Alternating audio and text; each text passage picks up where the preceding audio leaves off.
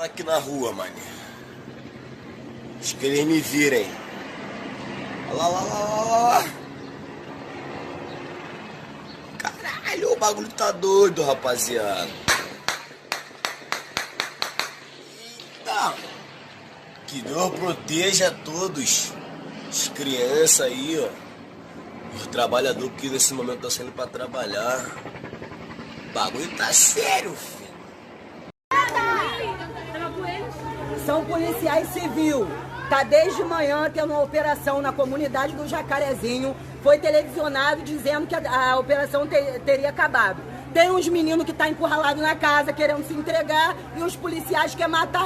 Isso que eu tô falando. Uma granada na Mário Rangel, ó. Em frente à farmácia do Jaime. Última farmácia da Mário Rangel.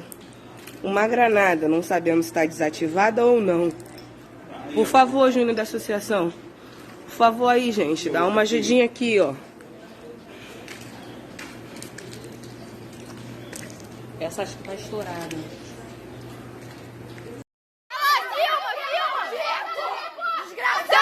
Não querem deixar passar, estão encurralando. Não querem deixar os meninos se entregar, não querem deixar.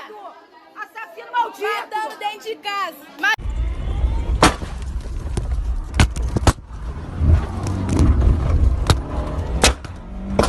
Atirou em mim, atirou em mim, atirou em mim!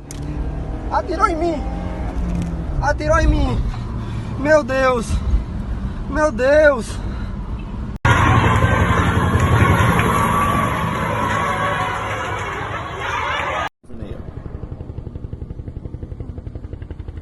Esse que é o problema, porque o caveirão voador. Inferno de copa do caralho. É esse daí que os caras estão tirando pra baixo.